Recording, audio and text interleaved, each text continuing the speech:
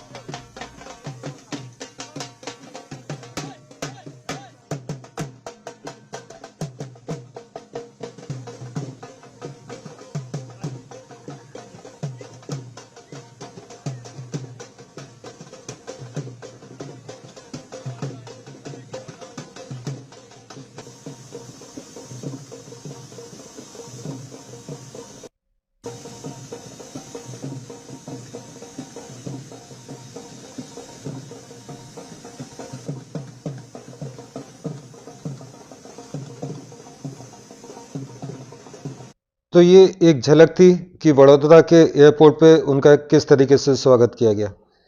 उनको direct Vadodara land कराया गया। साथ में अगले दिन सुबह, आज सुबह उनके साथ मोदी जी की एक रोड शो भी ऑर्गेनाइज की गई। अच्छा दोस्तों, आगे बढ़ने से पहले मैं आपको याद दिलाना चाहूँगा कि और बताना चाहूँगा कि मेरा ये चैनल जियो पॉलिटिक्स और करंट अफेयर्स से रिलेटेड है। अगर आपको इसमें इंटरेस्ट है तो मेरे चैनल को लाइक सब्सक्राइब ज़रूर कीजिए, साथ में बेल आइकन ज़रूर दबाइए। अब बात करते हैं इस इंसिडेंट की कि जो ये रोड शो था, ये भी बहुत अच्छा रोड शो था। देखिए, रोड शो इंडिया के लिए तो मतलब जो हम पहले पॉलिटिक्स, जो डोमेस्टिक पॉलिटिक्स होती थी, इलेक्शन होते थे, उन दिनों देखते थे कि बीजेपी, कांग्रेस वगैरह जितनी भी पार्टीज हैं, ये सब रोड शो करती थी अपने नेताओं के साथ। लेकिन जो ये ट्रेंड स्टार्ट किया कि विदेश से कोई प्राइम मिनिस्टर, प्रेसिडेंट आए और उसका रोड शो इंडिया में कराया जाए, ये अपने आप में ही बिल्कुल अनोखा है। दूसरी बात ये कि अमेरिका, ब्रिटेन, यूरोप जैसे जो डेवलप्ड कंट्रीज हैं, वो भी अपने कंट्री में रोड शो नहीं करा पाते हैं। वो भी सेफ्टी, सिक्योरिटी का उन्हें भी खतरा रहता है और ना ही वहां पे लोग बाग अपने नेता को वेलकम करने या रिस्पेक्ट देने के लिए आते हैं।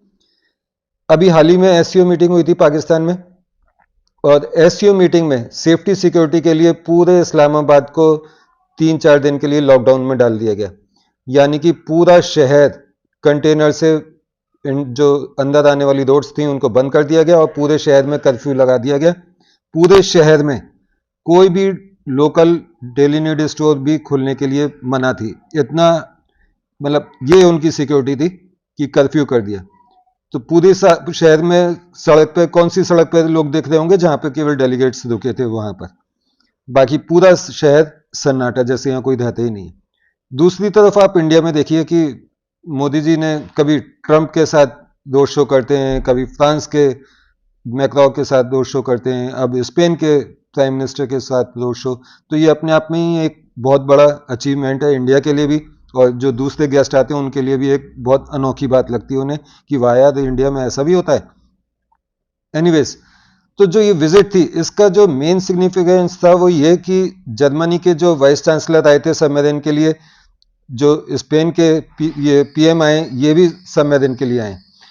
अब स्पेन भी चाहता है कि इंडिया स्पेन के संग टाई अप करे और स्पेन से अपनी जो P-75 6 सबमरीन खरीदनी है वो स्पेन से खरीदे। दोनों में स्पेन और जर्मनी में कंपटीशन चल रहा है, लेकिन भारत वही करेगा जो भारत के हित में होगा। एटलीस्ट हम ये मोदी जी से या मोदी गवर्नमेंट से उम्मीद करते हैं, क्योंकि अभी तक का जो रिकॉर्ड है इनका वो यही है कि हम वही करेंगे जो भारत के हित में होगा।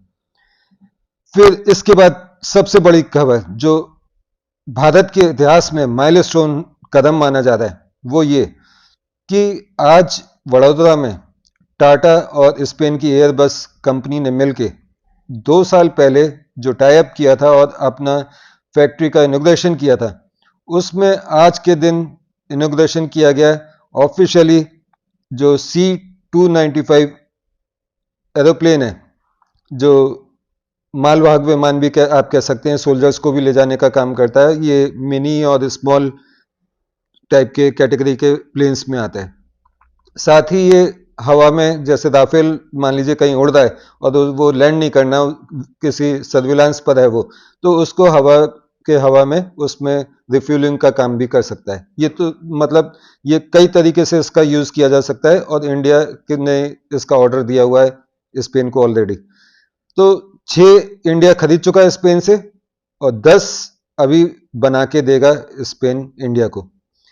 और जो ये बाकी के बनेंगे, टोटल इंडिया को 60 चाहिए, बाकी के जो बनेंगे वो इंडिया में तब तक बनते रहेंगे। और आज टाटा वालों ने अनाउंस किया है कि हम अगले 1 साल में आपको, मोदी जी से उन्होंने कहा कि आप अपनी डेट बुक कर दीजिए, हमारे लिए अभी से ब्लॉक कर दीजिए, हम आपको अगले साल इनॉग्रेशन के लिए फिर बुलाने वाले हैं। तो इस तरीके से इंडिया, ये स्पेन का एयरबस और टाटा मिलकर इंडिया में ये मैन्युफैक्चरिंग करेंगे।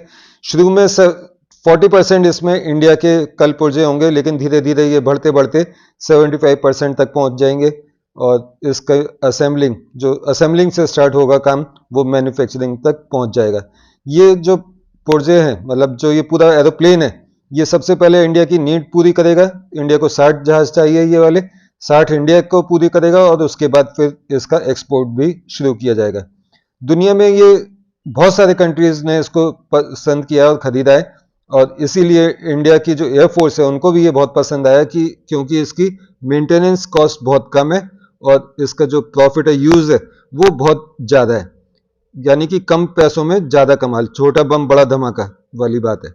तो इसलिए ये एरोप्लेन का टाई अप किया गया इंडिया और स्पेन के बीच। अब जो ये मैं 2 शो की बात कर रहा था, तो 2 शो के जो हुआ प्राइम मिनिस्टर स्पेन के और इंडिया के मोदी जी का, देखते हैं उसकी एक छोटी सी झलक। हाथ हिलाकर उनको अभिवादन जो है, उनको अभिवादन स्वीकार कर रहे हैं। ये रोड शो आप देख रहे हैं और आप इस हर वर्ग के लोग आपको यहाँ मिलेंगे, क्या बच्चा, क्या बूढ़ा, क्या जवान। और प्रधानमंत्री के इस रोड शो का आनंद लेते हुए आप स्पेन के प्रधानमंत्री पेड्रो सांचेज को भी देख सकते हैं।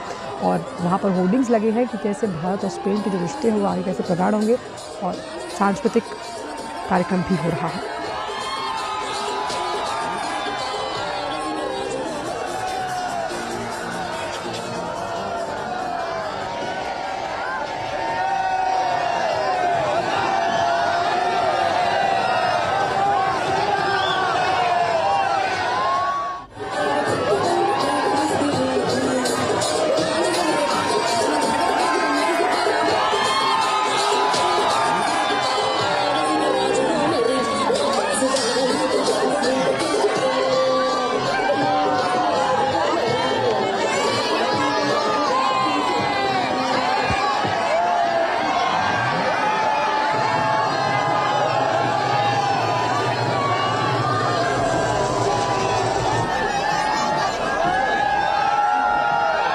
इस 2 शो में जो स्पेन के पीएम है, उनकी बॉडी लैंग्वेज ऐसा लग रहा है कि केमिस्ट्री बहुत अच्छी मोदी जी से मिल गई है और वो काफ़ी खुश नज़र आ रहे हैं।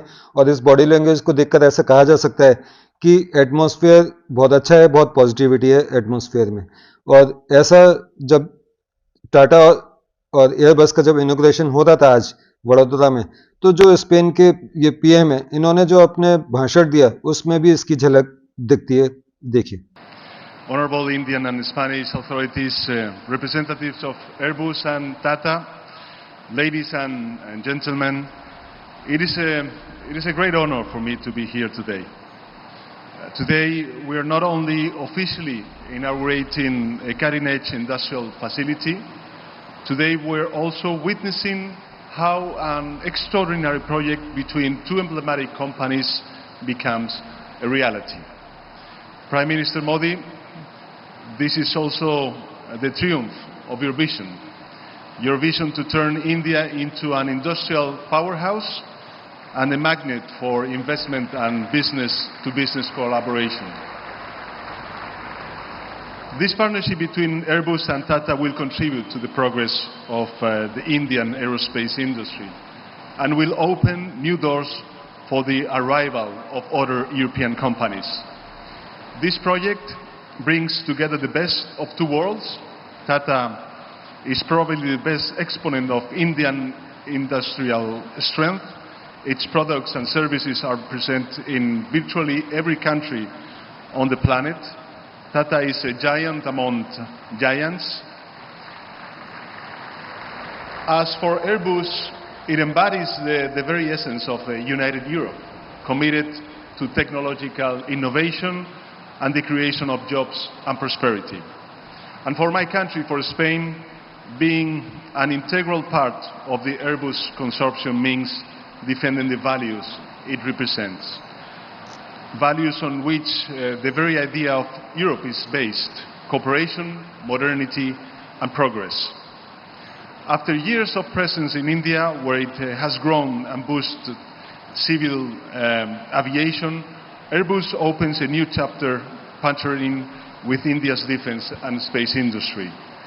This project strengthens our industrial ties while underlying our country's deep commitment as a reliable and strategic partner.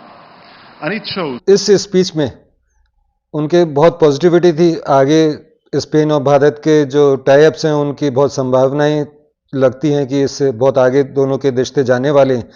और स्पेन के पीएम के बाद भारत के पीएम मोदी जी ने क्या कहा, चलिए सुनते हैं। नमस्कार, बुएनोस दियास।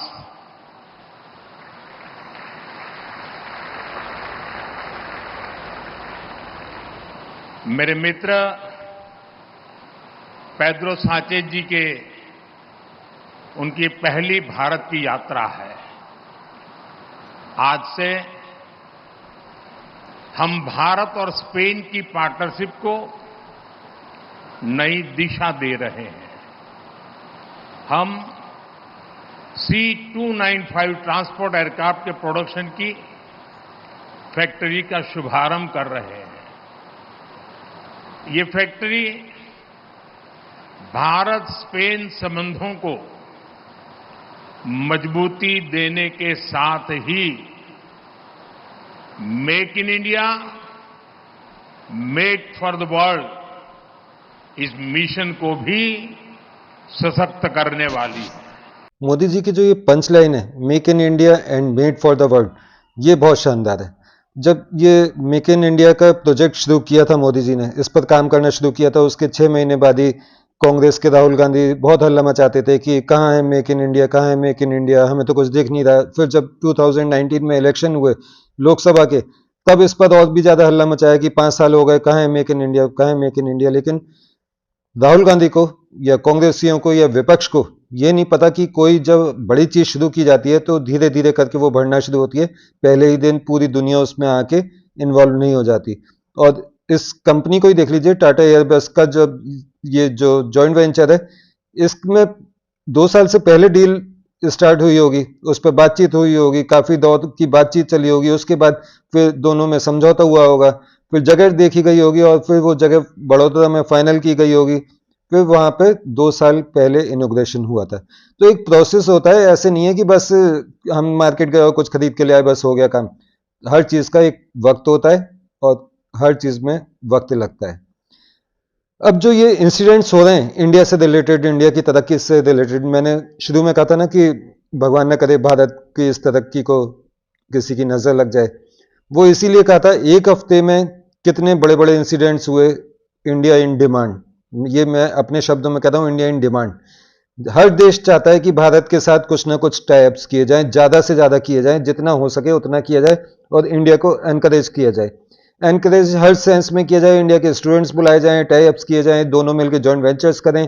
और मोदी जी का तो प्रायोरिटी यही है कि जो भी अगर मैन्युफैक्चरिंग होनी है वो इंडिया में होनी चाहिए और उसके अलावा टेक्नोलॉजी भी ट्रांसफर होनी चाहिए। तो इसी के साथ करते हैं ये वीडियो यहाँ पर अंत। और अगर आपको मेरा वीडियो पसंद आया हो तो इसको लाइक सब्सक्राइब जरूर कीजिएगा और बेल आइकन जरूर दबाइएगा। मिलते हैं किसी नए टॉपिक के साथ, किसी नए करंट अफेयर्स जियोपॉलिटिक्स न्यूज के साथ। तब तक के लिए आज्ञा, नमस्कार, जय हिंद।